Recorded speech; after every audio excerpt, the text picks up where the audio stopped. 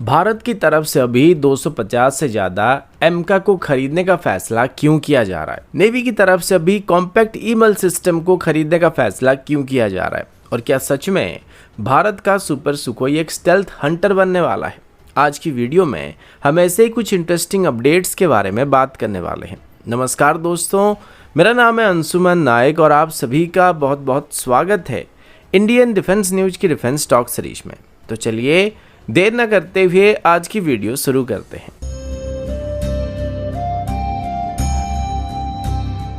आज की पहली अपडेट एमका प्रोग्राम की तरफ से है। अभी भारत का एडवांस मीडियम कॉम्बैट एयरक्राफ्ट यानी एमका प्रोग्राम एक बहुत ही बड़े एक्सपेंशन फेज में एंटर कर रहा है। ऑफिशियल अप्रूवल के मुताबिक अभी तक लगभग 120 एयरक्राफ्ट को खरीदने के लिए सैंक्शन किया जा चुका है, लेकिन इंडियन एयरफोर्स की तरफ से अभी लॉन्ग टर्म प्लानिंग के अंदर और ज़्यादा एयरक्राफ्ट को खरीदने की उम्मीद किया जा रहा है, जो कि 250 से ज़्यादा होने की बात सामने आई है। इसका सबसे बड़ा रीजन है फ्यूचर थ्रेट सिनारियो। एक तरफ 2040 के अंदर इंडियन एयरफोर्स की Su-30 MKI जैसे फाइटर जेट रिटायर होने वाले हैं, और दूसरी तरफ चाइना अपने J-20 जैसे स्टेल्थ फाइटर फ्लीट को एग्रेसिवली एक्सपेंड कर रहा है। इस वजह से इंडियन एयरफोर्स को एक large scale stealth fighter fleet की जरूरत पड़ने वाली है।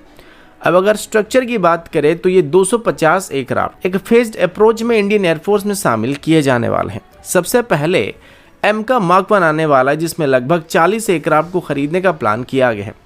इसके बाद एमका मार्क 2 आने वाला, जो कि आगे चल के इंडियन एयरफोर्स का मेन बैकबोन बनने वाला है, जिसमें सबसे पहले अराउंड 100 एयरक्राफ्ट को इंडियन एयरफोर्स में शामिल किया जाएगा, जिसमें इंडो फ्रेंच ओरिजिन 110 से 120 किलोटन क्लास की इंजन का इस्तेमाल किया जाएगा। और सबसे इंटरेस्टिंग पार्ट यहाँ पर अभी फ्यूचर एमका की अपग्रेडेड मार्क 2 प्लस वेरिएंट होने वाला है, जिसमें 120 से 140 किलोटन क्लास की इंजन का इस्तेमाल किया जाने वाला है। ये वेरिएंट डायरेक्टली Su-30 MKI का रिप्लेसमेंट बनने वाला है। ऑपरेशनल डॉक्ट्रिन में भी बड़ा चेंज देखने को मिलने वाला है। अभी एमका को एक स्पीयरहेड प्लेटफॉर्म की तरह इस्तेमाल किया जाने वाला है, जो कि पहले एनिमी एयर डिफेंस सिस्टम जैसे कि HQ-9 जैसे सिस्टम को न्यूट्रलाइज करने का काम करने वाला है, और उसके बाद Su-30 MKI और तेजस मार्क 2 जैसे एयरक्राफ्ट को इस्तेमाल किया जाने वाला है, जो कि बाद में डीप स्ट्राइक करने के लिए इस्तेमाल किए जाएंगे। प्रोडक्शन साइड पर भी एक मेजर शिफ्ट देखने को मिलने वाला है। अभी इसकी प्रोडक्शन को लेके सिर्फ HAL के ऊपर डिपेंड रहना नहीं पड़ेगा, बल्कि इसमें अभी टाटा एडवांस सिस्टम, L&T और भारत फौज जैसे प्राइवेट प्लेयर को भी शामिल किया जा रहा है, जिससे प्रोडक्शन स्पीड और स्केल दोनों को इम्प्रूव किया जा सकता है। कुल मिलाकर एमका प्रोग्राम अभी सिर्फ एक फाइटर प्रोजेक्ट नहीं रह गया है, बल्कि ये भारत के लिए एक long term air dominance strategy बन चुका है, जहां क्वांटिटी, स्टेल्थ और इंडस्ट्रियल कैपेसिटी सब कुछ डिसाइड करने वाला है। अगला अपडेट इंडियन नेवी के नेक्स्ट जनरेशन लॉन्च टेक्नोलॉजी की तरफ से है।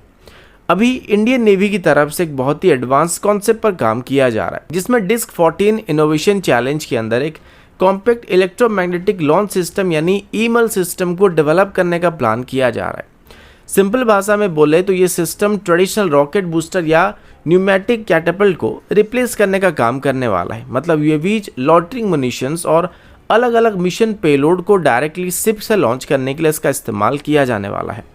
अब सबसे इंपॉर्टेंट बात इसका वर्किंग प्रिंसिपल होने वाला है। ये system DC power electromagnetic rail का इस्तेमाल करने वाला है, जहां पेलोड को डायरेक्टली हाई स्पीड पर एक्सलेट करके लॉन्च किया जाने वाला है। यानी कोई एक्सप्लोजिव या रॉकेट का इस्तेमाल नहीं किया जाएगा, बल्कि सिर्फ इलेक्ट्रोमैग्नेटिक फोर्स की मदद से ही इनको लॉन्च किया जाने वाला है। इसकी सबसे बड़ी खास बात फ्लेक्सिबिलिटी होने वाली है। ट्रेडिशनल सिस्टम में हर पेलोड के लिए अलग सेटअप की जरूरत पड़ जाती थी, लेकिन ईमल सिस्टम होने की वजह से इसमें एक मॉडल कैरियर सिस्टम का इस्तेमाल किया जाएगा, जो कि अलग अलग साइज के वेट के यूएवीज या प्रोजेक्टाइल्स को लॉन्च करने के लिए इस्तेमाल किया जा सके और उस हिसाब से इसको एडजस्ट किया जा सकेगा। इसे एक ही प्लेटफॉर्म में सर्विलेंस ड्रोन, स्ट्राइक मुनिशन और काउंटर ड्रोन इंटरसेप्टर सब कुछ लॉन्च किए जा सकेंगे। लेकिन इसमें चैलेंजेस भी उतना ही बड़ा होने वाला है। शिप बोर्ड एनवायरनमेंट में लिमिटेड स्पेस, पावर कंजप्शन और खराब सी कंडीशन के अंदर इस सिस्टम को इंटीग्रेट करना इतना आसान नहीं होने वाला है। इसके लिए एक एफिशिएंट पल्स पावर सिस्टम और एडवांस कंट्रोल एल्गोरिदम की जरूरत पड़ने वाली है।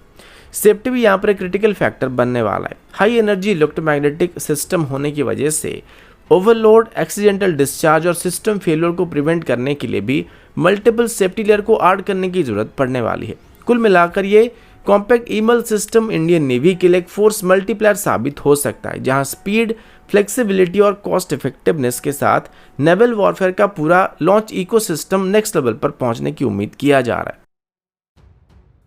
अगला अपडेट भारत के ड्रोन स्ट्राइक कैपेबिलिटी की तरफ से है। अभी अदानी डिफेंस की तरफ से एक बहुत ही advance UAV launched missile system यानी ULM-ER को लॉन्च किया गया है, जिसको ULPGM-V3 भी कहा जा सकता है। ये सिस्टम DRDO के रिसर्च सेंटर इमराट के साथ मिलकर डेवलप किया गया है और फ्यूचर स्वॉर्म वॉरफेयर डॉक्ट्रिन का एक इंपॉर्टेंट हिस्सा बनने वाला है। सबसे पहले इसका कोर कॉन्सेप्ट समझते हैं।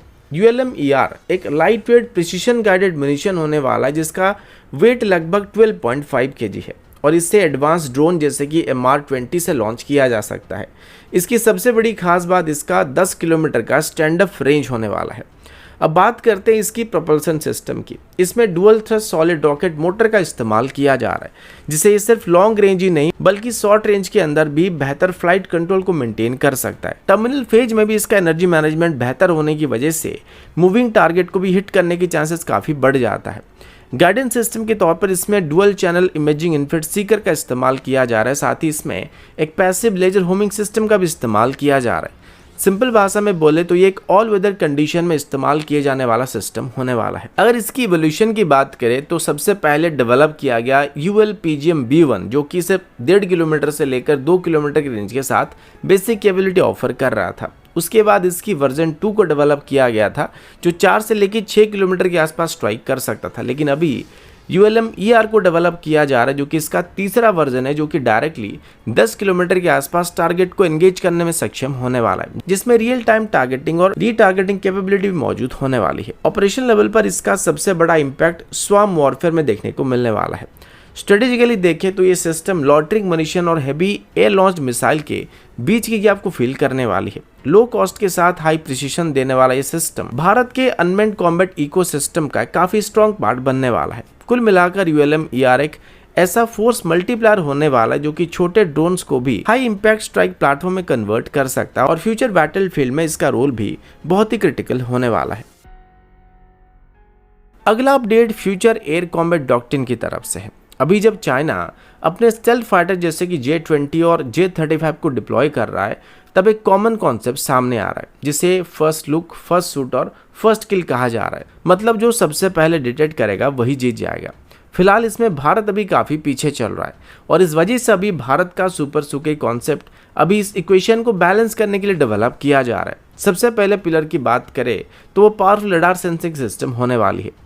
सुपर सुकोई में जो विरूपाक्ष AESA रडार इंटीग्रेट किया जाने वाला है वो अपने लार्ज अपर्चर की वजह से ज्यादा पावर और सेंसिटिविटी प्रोवाइड करने वाला है। सिंपल भाषा में बोले तो इस रडार के लिए स्टेल्थ एयरक्राफ्ट इनविजिबल नहीं होने वाले हैं। उनका डिटेक्शन रेंज थोड़ा कम होने वाला है, लेकिन जब रडार पावरफुल हो जाएगा तो ये जो वन थ्रो रेंज होने वाला है वो भी काफी बढ़ने वाला है, यानी स्टेल्थ टारगेट को भी पहले डिटेक्ट किया जा सकता है। दूसरा सबसे बड़ा क्रिटिकल फैक्टर है मिसाइल टेक्नोलॉजी।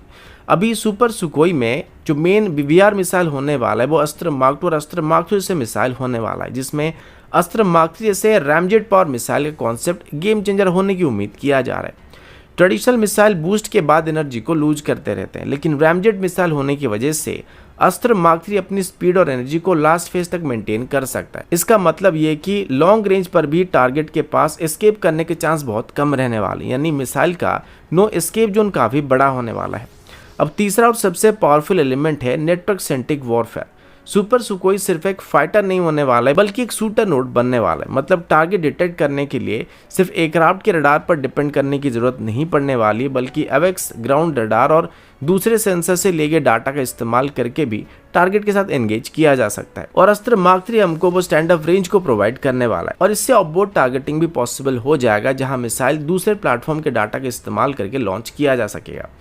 इसका सबसे बड़ा एडवांटेज ये कि एनिमी को पता भी नहीं चलने वाला कि मिसाइल कहां से लॉन्च हुआ है, जिसे साइलेंट स्नाइपिंग भी कहा जा सकता है। ऐसा होने से दुश्मन की पायलट का रिएक्शन टाइम काफी कम होने वाला और मिसाइल को डिफेंड करने का पॉसिबिलिटी भी काफी कम होने वाला है। अब अगर J-35 जैसे स्टेल्थ फाइटर के अगेंस्ट में देखा जाए तो इसका मतलब ये नहीं है कि स्टेल्थ यूजलेस होने वाला है, लेकिन अभी उसका एडवांटेज जो था वो कुछ हद तक सप्रेस किया जा सकता है। इसमें कुछ चैलेंजेस भी मौजूद होने वाले, जैसे कि इलेक्ट्रॉनिक वॉरफेयर एनवायरनमेंट में ट्रैकिंग मेंटेन करना, डाटा लिंक रिलायबिलिटी और ramjet missile integration stealth target के खिलाफ इतना एक्यूरेट नहीं रहने वाला है।